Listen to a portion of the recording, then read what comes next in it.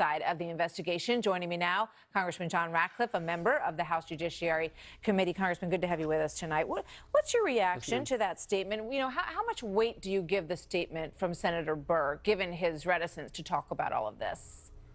Well, as you pointed out, Martha, it's significant in part because Senator Burr and Senator Warner have gained a lot of praise and plaudits from folks with regard to their bipartisan approach to that investigation.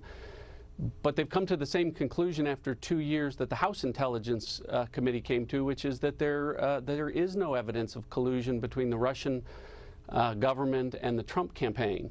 So that's the same conclusion that House and Senate Judiciary Committee and House and Senate Oversight have reached. So Adam Schiff is the only one that says that there's any evidence of collusion out there. It'll be very interesting to see, you know, what Adam Schiff reveals, because he has said all along that he has seen solid evidence of collusion. And when you look back at the writings and statements of Senator Warner and Senator Burr, Senator Warner said he thought that the most conclusive information on collusion was that Paul Manafort had given some polling information to someone with a Russian connection.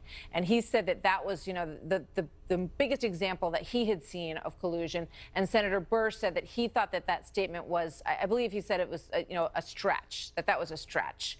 I mean, well, given that, your thoughts? Well, let's be real clear about what Adam Schiff said. He said he had evidence of collusion, but he said that it was more than circumstantial evidence, but not direct evidence. At every law school in America, they only teach two kinds of evidence, direct or circumstantial. So again, there isn't a committee in the United States Congress, House or Senate, that has found evidence of collusion, which means that really, all of the Democrats have put all of their eggs in the Bob Mueller basket. And if special counsel doesn't find any evidence of Russian collusion with the Trump campaign, and all of those prayer candles that the Democrats have lit to Bob Mueller, hoping that he'll deliver them we'll see. From Donald Trump. If that goes unanswered, they're going to have a lot of egg on their face. We'll see when the Mueller report does actually come out and everyone gets a chance to look at it, which we certainly hope everyone will. And Adam Schiff's made it clear that he's digging into the finances, you know, pretty much everything that he can get his hands on as far as the Trump family business, all of it's concerned.